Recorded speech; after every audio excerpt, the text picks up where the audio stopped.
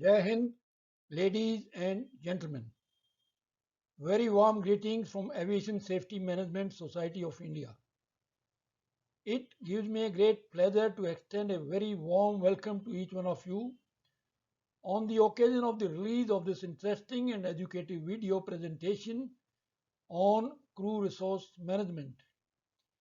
Communication is a very important part of crew resource management. During this video presentation, our main focus will be on communication. Let's now move on to the video presentation. Communication, situational awareness, leadership, authority, teamwork, decision making, and risk management are some of the important components of crew resource management. Now let's have a look at the definition of crew resource management. Crew resource management is the effective use of all available resources, that is people, aircraft, helicopters, and procedures to ensure safe and efficient conduct of operations. As already discussed, communication is one of the most important components of crew resource management. Now, communication is a two-way process in which information is sent, received, and acknowledged. There are many forms of communication. Communication can be written, spoken, visual, gestures, signs, technology, and touch. Three parts of communication: sending, receiving, and feedback, which must be looped. Feedback is very essential for completing the loop of communication. A recipient of a message has to acknowledge to the sender that he or she has received the message and have understood the message with the same meaning which the sender wanted him or her to understand.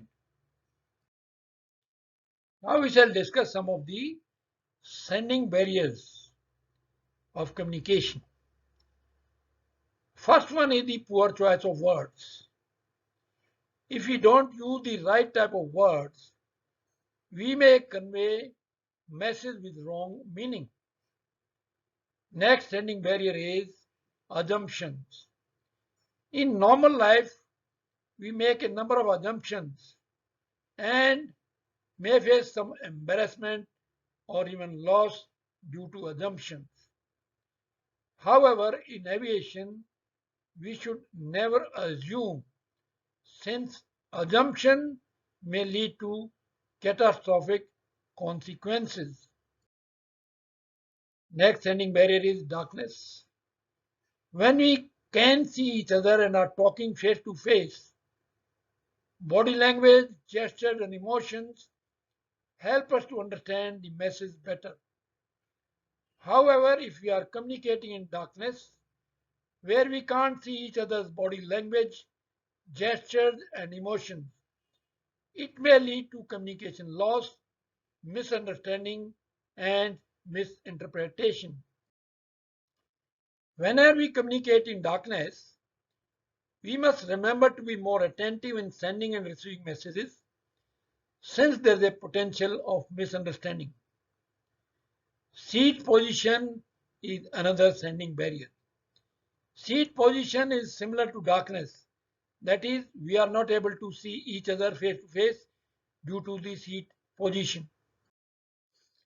The captain and co-pilot are sitting side by side and are talking most of the time on the intercom.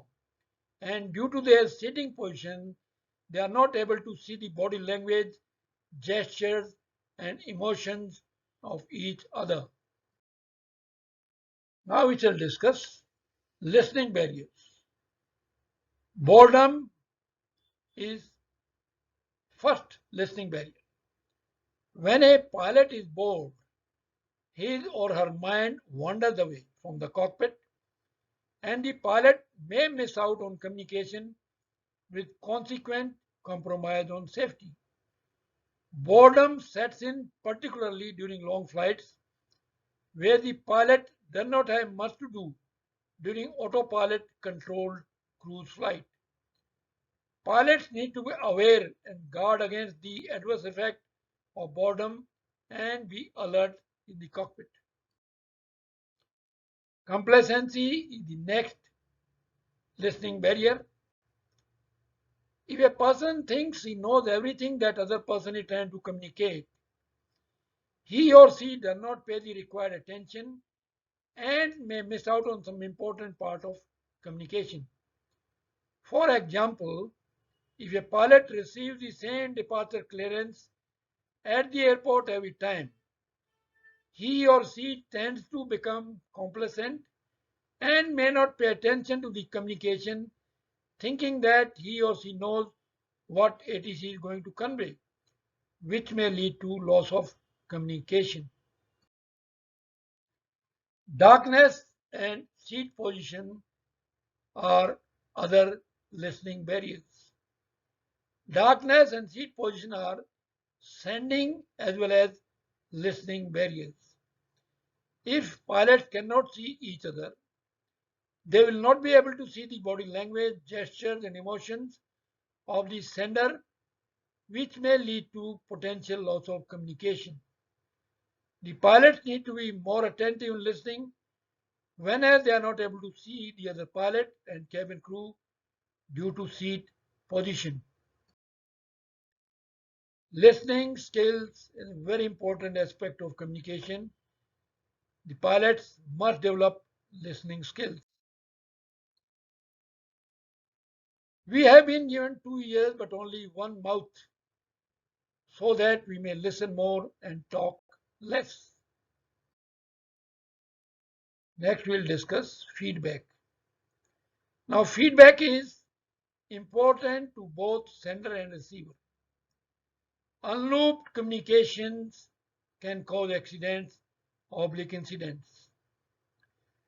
Pilots must recognize their responsibility to give or receive feedback.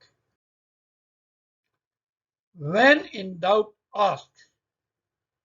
Not clarifying doubt by asking the concerned person has led to many accidents. Pilots do not ask questions and clarify the doubts due to hesitation, personal ego, fear of being exposed,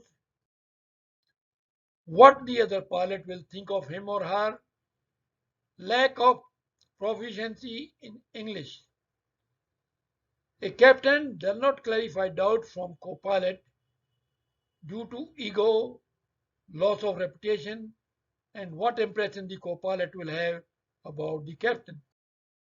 Similarly, a co-pilot does not ask a question to the captain due to the fear of being rebuked, reported, and getting exposed for lack of knowledge. Pilots must never hesitate to ask questions, and they should clarify doubt without any hesitation or fear. Now we shall discuss open atmosphere. Now, open atmosphere is the freedom to everyone, regardless of the individual position, to speak up, give inputs, and air views without any fear, hesitation, and reservation. It is essential to have open atmosphere in the company and in the cockpit and aircraft oblique helicopter. Open atmosphere allows free flow of communication and encourages inputs, which is of paramount importance for safety. Communication is not only verbal, gestures, attitudes, even silence can send a message. Meaning includes emotions. Lack of attention and distraction can lead to loss of communication. It is essential that the pilots are attentive when interacting with ATC or other crew members, since the loss of communication due to distraction can seriously compromise safety. Monitoring failures, pilots and ATC.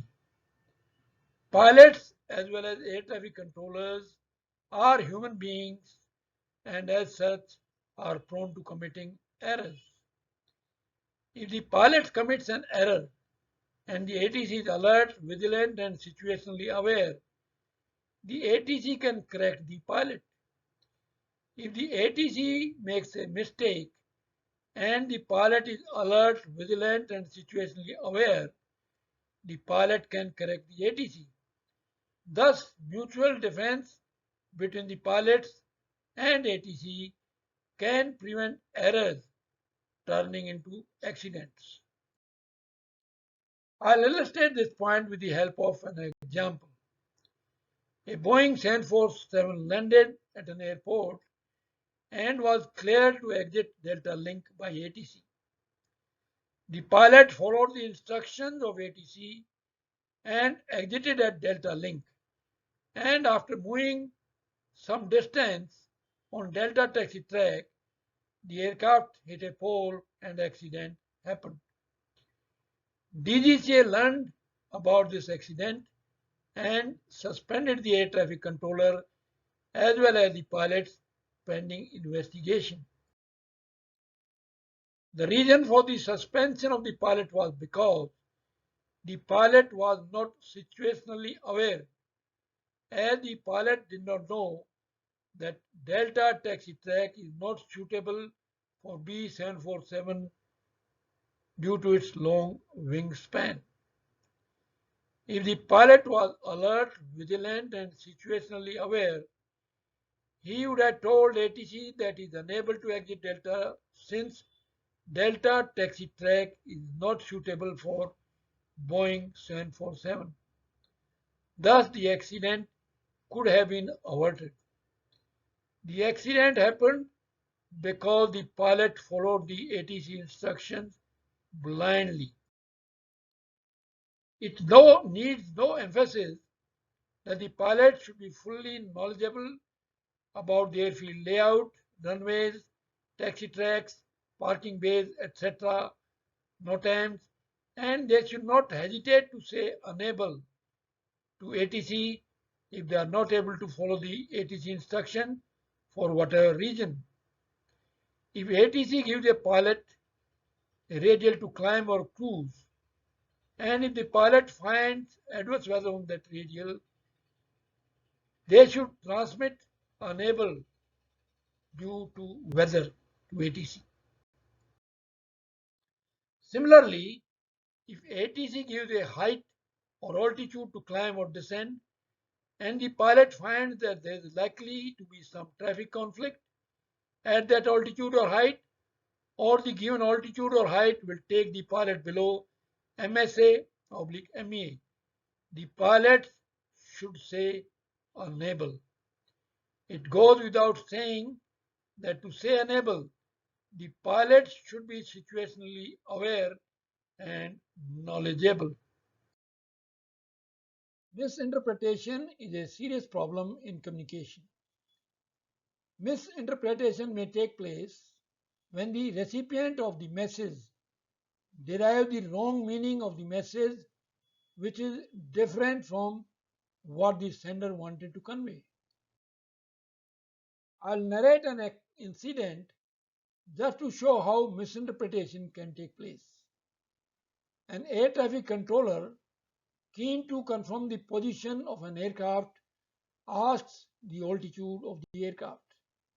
The captain responds 7500 feet.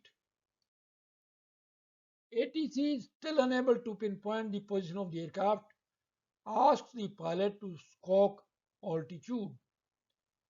The pilot misinterprets the ATC instruction and squawks 7500 because he was at that altitude. Now 7500 is a squawk code for hijack. This incident brings out the importance of using proper aviation terminology. The ATC should have asked the pilot to squawk mode Charlie rather than saying squawk altitude. Now we shall discuss power distance. Very large number of serious accidents have occurred due to large power distance. Now power distance oblique cockpit gradient oblique authority gradient is the difference between the power or authority of captain, co-pilot and cabin crew due to difference in age, experience and status. More the difference in age, experience and status, the more will be the power distance. Power distance takes away the ability of the co-pilot or the cabin crew who have less power to speak up, give inputs and correct the captain if the captain is going wrong. The co-pilot or the cabin crew is afraid of the captain, fearing that the captain might shout, get angry and may create career-related problems for them. Most of the co-pilots have lots of respect and faith in the ability of the captain to fly the aircraft or helicopter safely regardless of any kind of adverse situation, because of which the co-pilot does not correct the captain even if he sees that the captain is doing something wrong. A large number of the captains are egoist and like to have a submissive co-pilot, a yes man, who does not correct or tell the captain what to do. Some captains, out of arrogance and immaturity, ill-treat their co-pilots and are harsh with them in the cockpit, which discourages the co-pilot to speak up. All the pilots need to be sensitive to the adverse impact of power distance on safety, and the captain must treat their co-pilot with due dignity, make them feel like an important part of the team, educate them, listen to and give value to their inputs, and encourage them to correct the captain if they see the captain making mistakes or going wrong. During pre-flight briefing, the captain must cover the power distance related aspects and communicate to the crew members that they have full freedom to speak up, give inputs, correct the captain if required, and be assertive without any fear or inhibition. Now we shall talk about language barrier. In many countries, the lack of English proficiency among pilots as well as air traffic controllers has led to misunderstanding, oblique misinterpretation, and consequently serious accidents. Pilots and air traffic controllers should continue to enhance their aviation related knowledge of English and must adhere to the correct aviation terminology.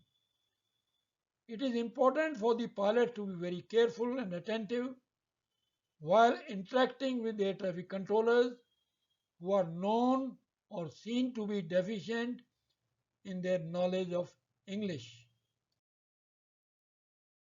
Next, we'll talk about ATC readback. Now, ATC readbacks are very important because they confirm that the instructions given by the controller have been understood and will be complied with by the pilot.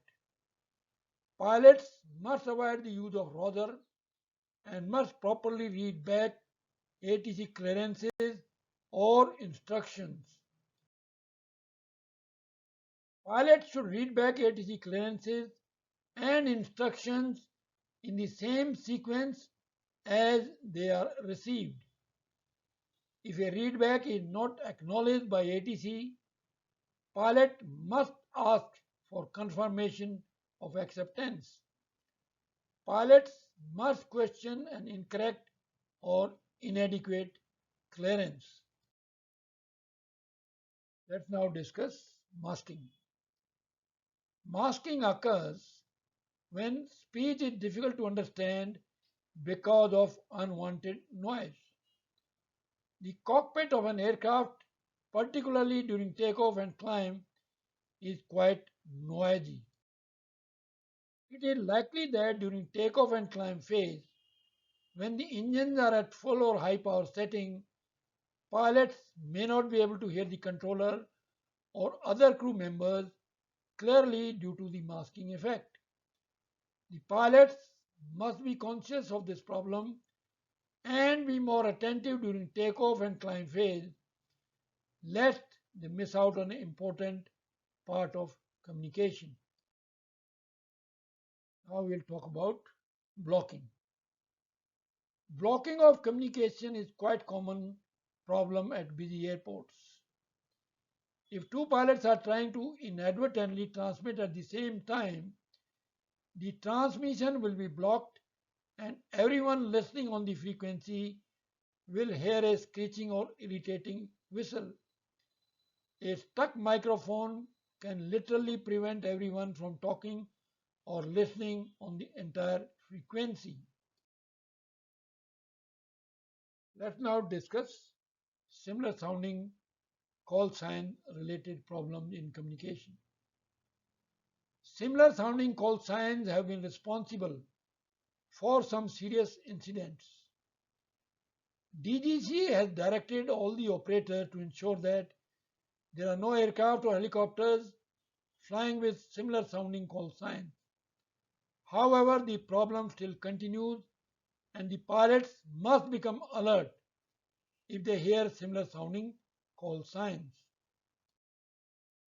Now we shall discuss how we can improve crew communication. The need to improve communication among all the crew members cannot be overemphasized since poor communication has been responsible for many accidents. It is the responsibility of the captain to ensure good communication and interaction among all the crew members. The captain should treat all the crew members with respect, give them importance, freedom to speak up, to give flight related inputs, and even encourage them to correct the captain if he or she goes wrong without any fear or reservation. All the crew members should respect the captain and provide the captain full support and cooperation at all times during the flight. The captain should not be a bully and should encourage the crew members to be assertive when required. It is the responsibility of the captain to conduct proper and interactive pre-flight, pre-takeoff, pre-descent, approach landing, and post-flight briefing. The captain should be a good leader, be polite but firm, and earn the respect of the crew members. Let's now discuss teamwork. Now, teamwork is very important for successful completion of a flight. A good teamwork requires good communication, good coordination, good cooperation, and good contribution from each of the team members. Poor communication and coordination can result in poor teamwork, which is clearly illustrated on this picture on the screen. Remember, safety begins with teamwork. Two unqualified crew will never make a good crew, but even a qualified crew may do a poor job as a team. So remember the importance of a team. Now we shall talk about a shared plan of action, which is very essential for good crew resource management. Now it is essential for the captain to involve the co-pilot in flying, decision making, and make the co-pilot feel important part of the team. The captain should not ignore the co-pilot and should not carry out or take any decisions on his own without discussing with the co-pilot. If the co-pilot is ignored, he or she gets frustrated and stops taking any interest in the conduct of the flight, which can be serious hazard to safety. So captain must remember that they always have a shared plan of action with the involvement of the co-pilot.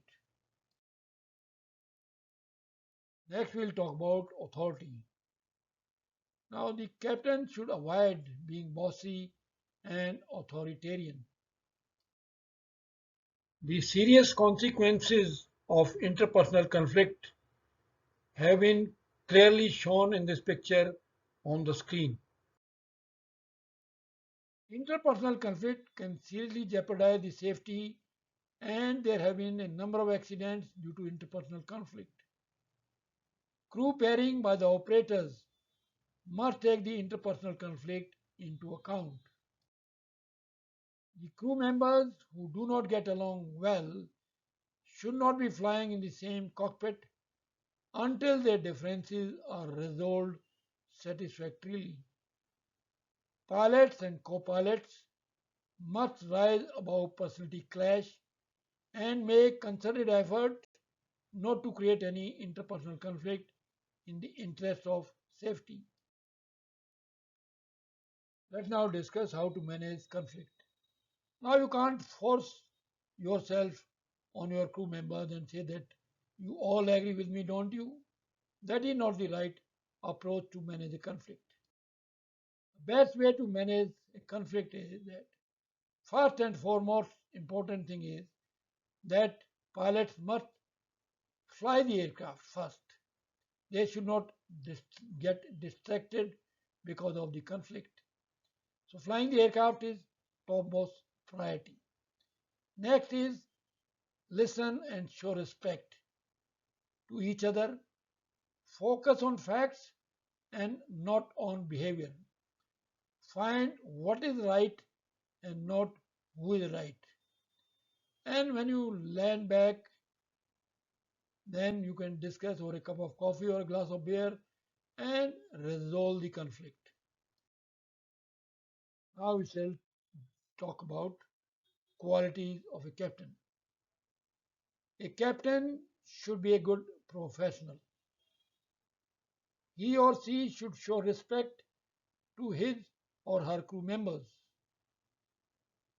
They should share the workload, set good example. That is, they follow the SOP, rules, regulations, instructions. They listen to the crew members. Keep a good atmosphere, that is open and cooperative atmosphere. And they should be a good teacher because with their experience they know more than the co-pilot, and they must try to groom the co-pilot, educate the co-pilot, and make him a very professional part of the crew.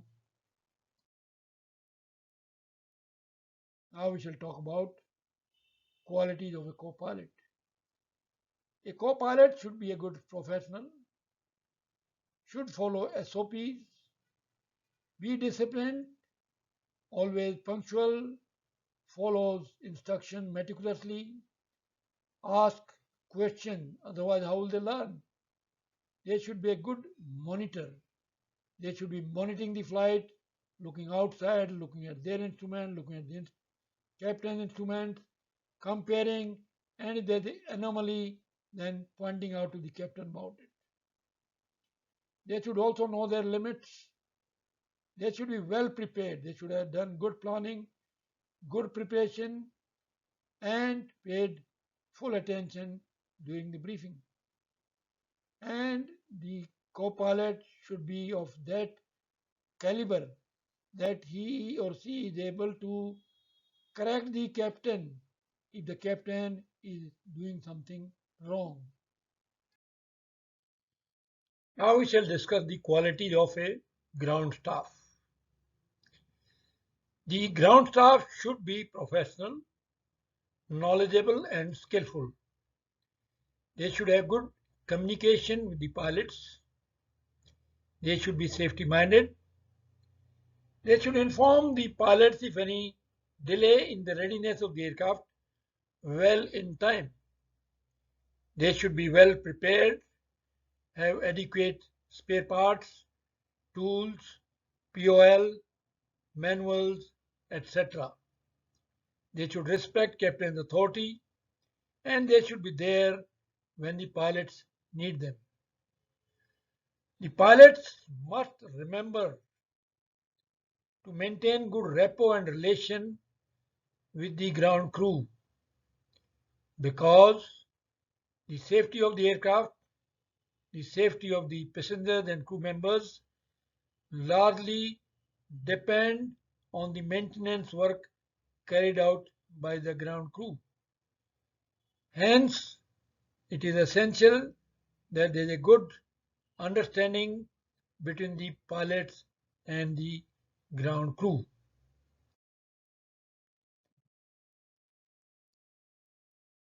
Pilots should pay special attention to conversation between ATC and other aircraft, especially near an airport. If the pilot monitoring is handling radio communication with ATC, the pilot flying should still monitor the pilot monitoring communication. High workload, fatigue, non-compliance with the sterile cockpit rule, distractions, interruptions, and conflicts are among the factors that may affect pilot-controller communication and result in incomplete communication. Here I would like to tell you about the sterile cockpit rule. Some of you may not know about it. Sterile cockpit rule. As per the sterile cockpit rule, no communication other than professional communication is allowed below 10,000 feet. Thank you very much, ladies and gentlemen, for your kind attention and valuable time. Poor communication has caused large number of avoidable accidents. Hence, it is very essential to understand the various aspects of communication and how we can improve the communication among pilots, cabin crew, ground crew, and air traffic controllers. Operators and training institutions must lay adequate emphasis on communication during crew resource management training. In our next video on crew resource management, we shall be discussing a very important topic, that is threat and error management. Wishing you all a very happy and safe flying and many happy landings. Jai Hind.